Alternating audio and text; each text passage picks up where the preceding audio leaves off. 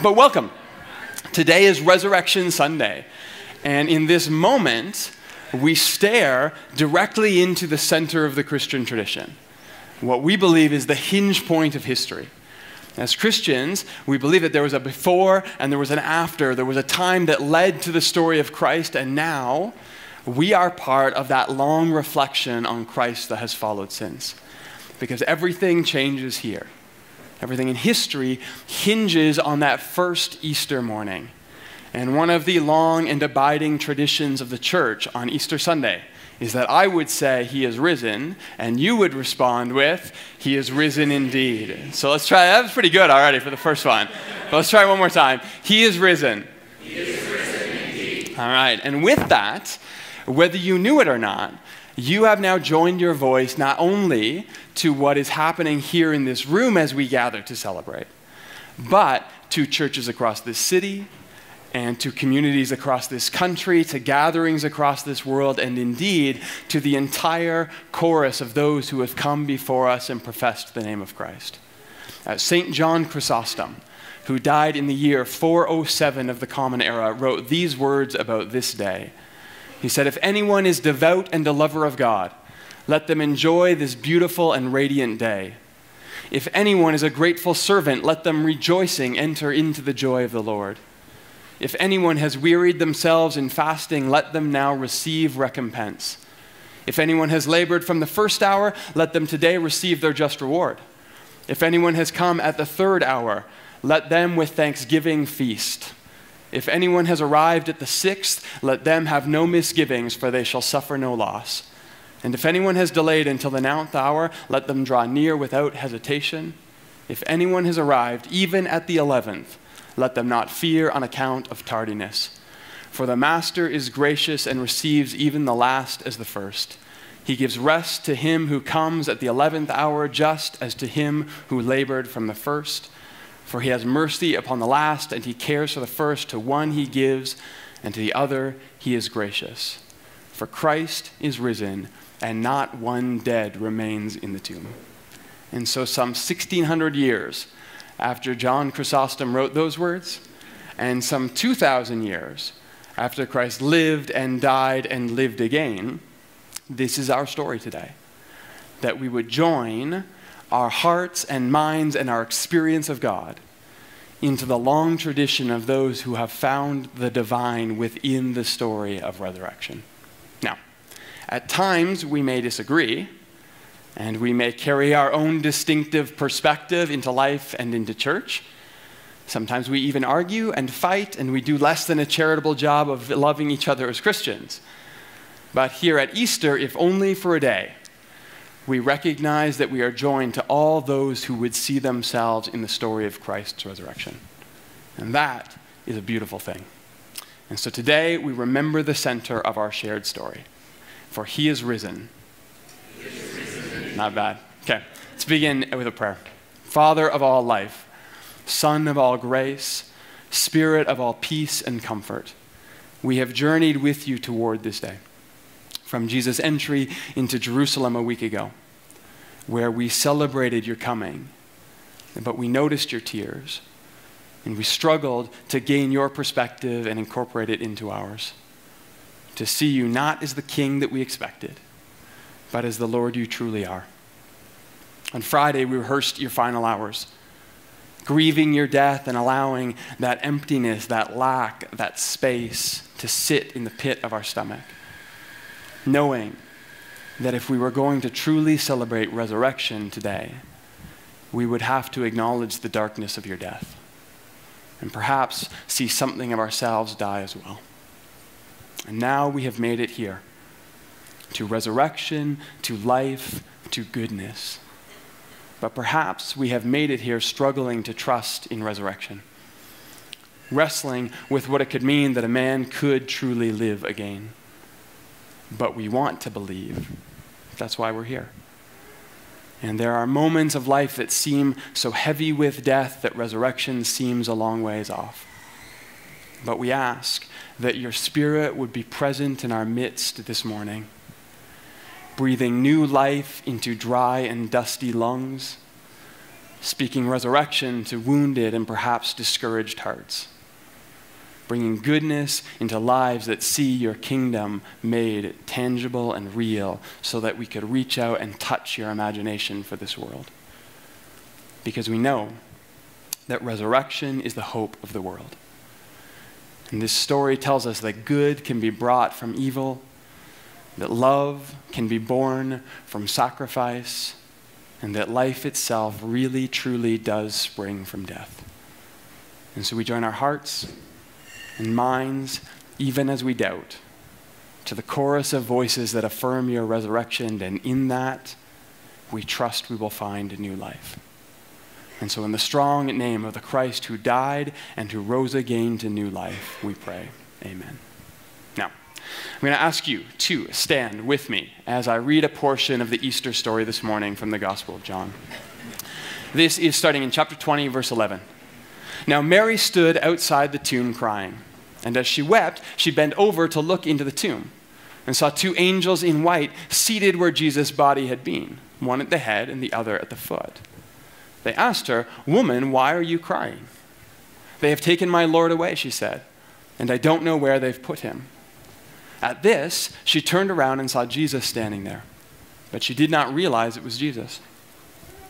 He asked her, "Woman, why are you crying? Who is it that you're looking for?" Thinking he was the gardener, she said, "Sir, if you've carried him away, tell me where you've put him, and I will go get him." Jesus said to her, "Mary." She turned toward him and cried out in Aramaic, "Rabboni," which means teacher. Jesus said, "Do not hold on to me, for I have not yet ascended to the Father. Go instead to my brothers and tell them, I am ascending to my Father and to your Father, to my God and to your God." And hold on here for just 1 second, because I wonder if you have ever needed to be reminded that Jesus' Father is your Father, and that when you read Jesus and how he speaks of God, he is speaking about your Father as well. As there are moments I need to be reminded of that. And then Mary Magdalene went to the disciples with the news. "I have seen the Lord," she said. John 20, verses 11 to 18. You can be seated. Now, this morning, I am wearing a clerical stole again. Some of you have seen this before. I've been wearing this as we have celebrated the Eucharist during Holy Week. And I am going to wear it for the first time as we teach today, and then we'll pack it away and we'll save it until Advent again. But this is just one more opportunity for us to bring religious and sacred imagery into our worship together as we're reminded of Christ's sacrifice, but also his resurrection. Now, I don't want to take a lot of time today. I want us to return to the celebration of singing and to gather at Jesus' table one more time in the season. But there are a couple things that I do want to talk about here in this section that we've just read. Because I think that instinctively we know that Good Friday should not be easy for us. Jesus has died, Jesus is dead, and Sunday has not yet come. But sometimes we forget that Sunday morning, Easter morning, starts with tears as well. Mary stood outside the tomb crying. That's how the story begins. Now, one of the things that I hope we heard loud and clear in Revelation as we spent the last couple months working through that book was this affirmation that Christ has won. That through his sacrifice, we are redeemed, evil is defeated, goodness and grace have won the day. But there is certainly, of course, still tension in believing that. I mean, people get sick. People still die. People still hurt each other. People still load their words with venom and anger. And so we live in this tension between knowing that the story is won and yet living in the midst of that story as it still unfolds. And so what happens is sometimes you get all kinds of weird Christian theologies that stretch the bounds of logic. People will say things like, Christians should just never get sick, presumably until the moment they die, I guess. That Christians should be obscenely wealthy. That Christians should never have bad hair days. I have some tips for that if you need them. It's really simple stuff, but let me know. I'll talk to you after. But this idea that Christians should live a resurrected, victorious life free from stress or strife or anxiety or fear, that we should all live on cloud nine with cotton candy and little kittens that never grow up to be cats, because that is what happens, by the way. Don't get fooled when you're in that pet store. Kitten will be a cat. But there is some truth to that, right? I mean, Christ has won. But historically, about in the 4th century, our thinking starts to shift about this. From victory in our participation with Christ and his suffering to only victory and blessing and goodness and happiness and cuteness and kittens all the time. And think about it. Christianity becomes legal in the empire. Christians are now less persecuted. In fact, being a Christian starts to have some perks to it. And so our focus starts to shift. The problem with that is, and there's actually 2 problems though, is that first, the Bible says something very different. So Paul in Philippians 3, verse 10, I want to know Christ, he says. Yes, to know the power of his resurrection, but also participation in his sufferings, becoming like him in death, and so somehow attaining to resurrection. Peter, in 1 Peter 4:12 says this, dear friends, do not be surprised by the ordeal that has come to test you, as though something strange were happening to you. Instead, rejoice inasmuch as you participate in the sufferings of Christ, so that you may be overjoyed when his glory is revealed in you also. So the Bible seems to put victory and suffering together. But then second, statistically, there is really no reason to think that Christian faith exempts any of us from anything like real life. Sorry. Trouble will inevitably find you.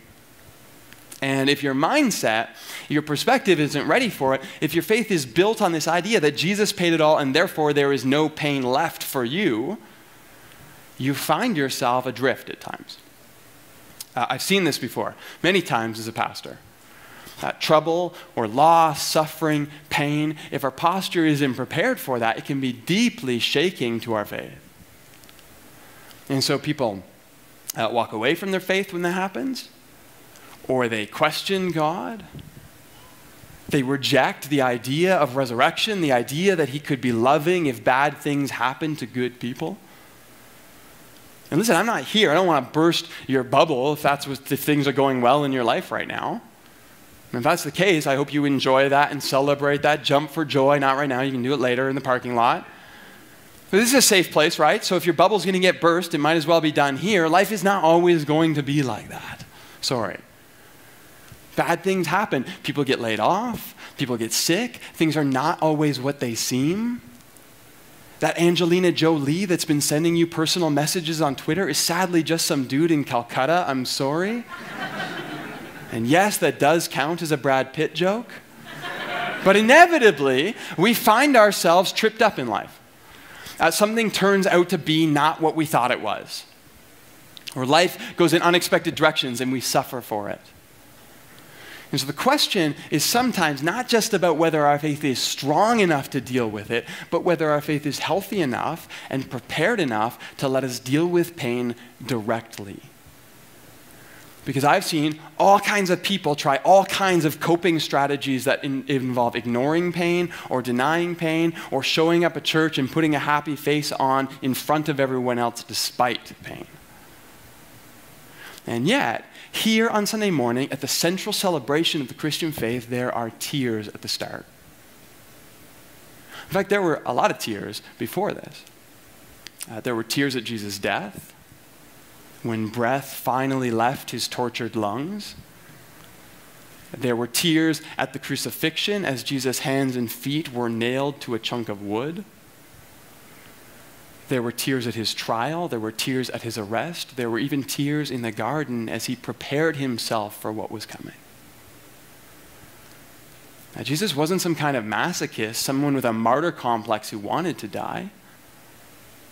He prayed, God, if there's any other way to do this, let's do that. Because this was death he was facing, and death hurts. And so before we come to celebration of resurrection, we remind ourselves one more time that death comes first. And maybe you have longed for something like resurrection in your life.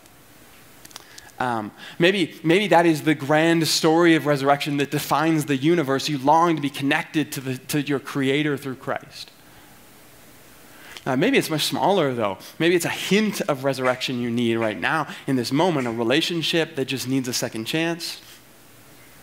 or hope that needs new life, or lungs that need to feel what it would be like to breathe in vitality again.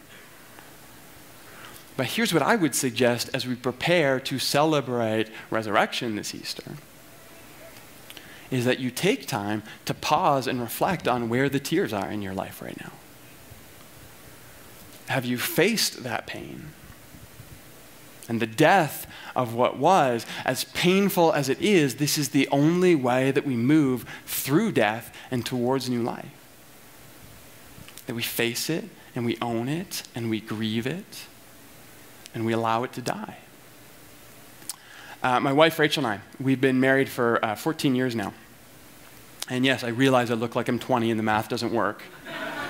If I shave, I could pass for high school.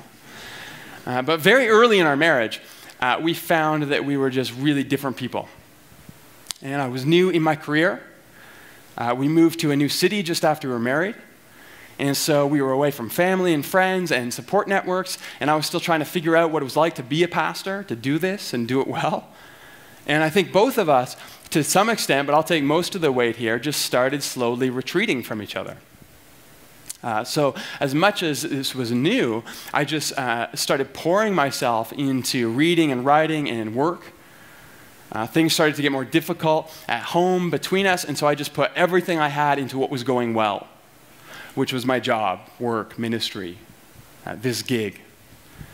But then I would come home, and we would fight, and we would argue, and we would not talk.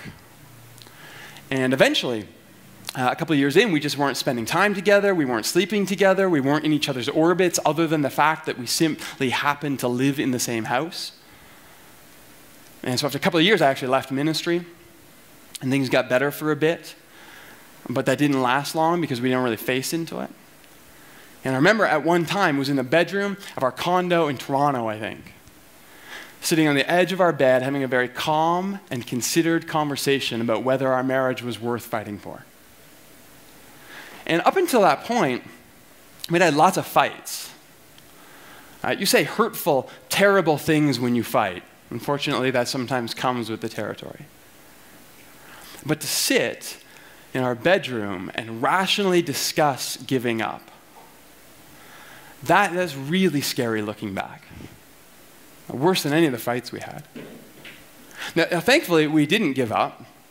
And we both got some help, and we started meeting with counselors, and we started working on things, and I learned what it was like and how to be interested in her world without the helpful tendency to offer suggestions about how to fix everything. I think that works, but she doesn't. Still working on that one. And Rachel tried to learn how to be interested, or at least look interested on her face, as I talked about all the obscure academic interests that I had. I remember about a year and a half ago now, we went to adopt our son up in Edmonton, and as we drove up there together, we were both stressed out about what was going to happen. And I was in the middle of studying for a major comprehensive exam that I had to complete before I could start my thesis. And so we spent the entire drive, all 19 hours or however long it takes to drive to that godforsaken city, explaining a series of 19th and 20th century German theologians to her that I was going to have to write an exam on. And she listened to me. I would explain Wolfhart Pannenberg to her, and then she would tell me about how teaching children how to share is a good idea. I would say, yeah, this seems right. And then I would explain Jürgen Moltmann, and she would tell me about play school licensing in Alberta. And I never said anything. I never tried to help, but I remember thinking, this is incredible. We're 12 years into our marriage. I can't believe we're here now when 10 years ago we were wondering about whether we should give up. And it's crazy, but that infernal drive actually made me think that we could pull off being parents together. As we sat and we drove and we talked about things that we never could have done a decade ago. But this past week, Rachel was in Kamloops visiting some friends. And so I had all these empty evenings at home. And so I decided to clean out the garage, right? That's what you do. And we had all this stuff that we had moved and hadn't unpacked from the summer when we moved into the neighborhood here. And I just hadn't gotten around to it. And a lot of this was in boxes that, if I'm really being perfectly honest here, had moved with us from Toronto to Calgary to our old house, stayed in a box, and now moved to us to our new house here in Kensington, and we're still in a box. And so she's gone for a week, Eaton's gone, I have nothing to do, and I'm going to clean this stuff out. But I was doing that, and I came across a page from an old journal that Rachel had written over 10 years ago. And somehow it had gotten stuffed in between a set of shelves that had traveled with us from Toronto to Northwest Calgary, and now into Kensington. And this is part of what she wrote all those years ago. I have it here. It says this. Mostly I've been getting angry when I feel that Jer believes the worst of me. I feel small and underestimated. Probably because I underestimate myself daily. I feel that Jer ignores the parts of me that are most important and that don't make sense to him. And I have trouble explaining it to him. I feel part of my trouble explaining comes from my feeling of inferiority and the need to gain his approval or acceptance. Because again, if you don't have either, I feel like he doesn't care. And I want my husband to care, even if he doesn't fully understand why. Now, the husband, even 10 years later, that is really hard to read. It's even harder to read publicly, but that's another thing. But honestly, I would take the experience of looking directly into the heart of that dark, disgusting, broken moment of our marriage that we had, over burying it and ignoring it and trying to show up at one more party together smiling beside each other. I would do it every single day for the rest of my life if it meant the chance at resurrection and renewal that somehow we found in our lives. Because that's where resurrection comes from. It comes from death and from darkness and from pain, but it comes when we face it, and then we own it, and then we refuse to allow that to end us. Now listen, we don't have a model marriage today. Don't model it on ours. 10 years later, it is still not all sunshine and cotton candy and puppies, although we have a beautiful dog. But there is life in our house, and there is breath in our lungs, there is hope, there is love in our marriage again. Because in the midst of our moment of clarity, just when we had thought all hope was lost and we were about to give ourselves over to despair, this is when God comes to save us. She turned around and she saw Jesus standing there, but she didn't realize it was him. Thinking he was the gardener, she said, "Sir, if you've carried him away, tell me where you've put him, and I will go and I will get him." But Jesus said to her, "Mary." See, at the moment when we truly face just how lost and helpless and hopeless we are, this is where God speaks our name to us. And I simply cannot overstate this enough that when resurrection finds you, it will not be generic. You see, a lot of the time, I think that part of the struggle that we have to believe in Easter is that it just seems so distant. Because after we die, it's literally on the other side of a lifetime. I mean, it's big and it's beautiful, but it is so very, very long ago and so far, far away. And what could it possibly ever mean to grab a hold of that in any meaningful sense? After all, Mary is face to face with resurrection and she still can't even recognize it.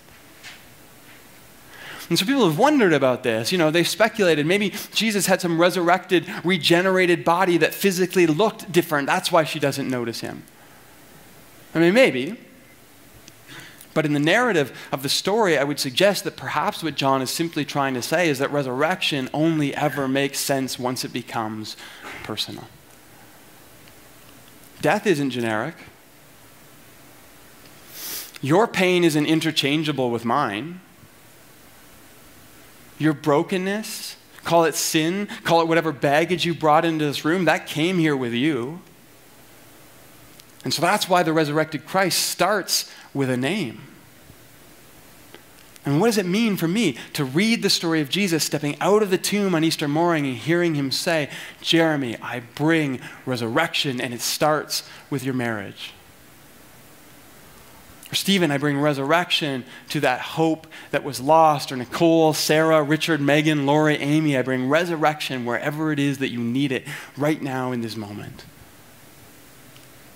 Somehow that you would hear your name on the lips of the living Christ, bringing breath and hope and life back into your heart. Because I promise you, resurrection is not going to find you after you die. It doesn't work that way. Resurrection is when life finds us now so that we can begin to live lives that simply will not end. And so maybe you come to church on Easter Sunday and you are struggling to believe in resurrection. You get it, you get the story, but to trust that life really does spring from death, this is hard. I get that. People don't come back from the dead. I mean, not at least that I've seen in my life. And yet sometimes, I think our biggest struggle with Easter is not about whether God could bring Jesus back. I mean, even if we struggle to believe in a God, in theory, sure, if there is, he could do it. The real struggle sometimes is to accept the principle that life and renewal and hope really do come from facing into our darkest, most broken, most hopeless moments and refusing to give ourselves over to despair. Jesus calls Mary's name and he says, go and tell people what you've seen. Jesus said, do not hold on to me. Go instead and tell my brothers, I am ascending to my Father and to your Father, to my God and to your God. So Mary Magdalene went with the news, I have seen the Lord. This is how resurrection works. We see it, we glimpse it, we can barely believe it, but it calls our name to us. And then slowly, we learn what it means to tell that story. And it starts small, but it builds. I thought it was over, but it wasn't.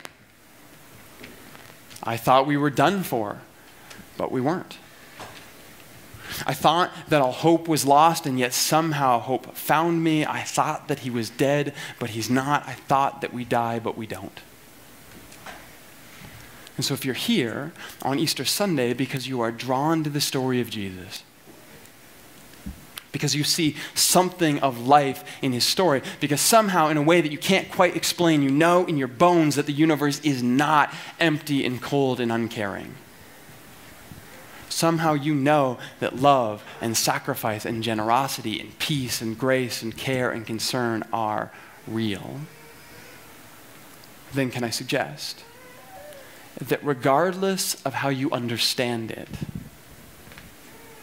regardless how you struggle to articulate it, regardless of what you think that you believe here in this moment, perhaps you are ready to hear God call your name.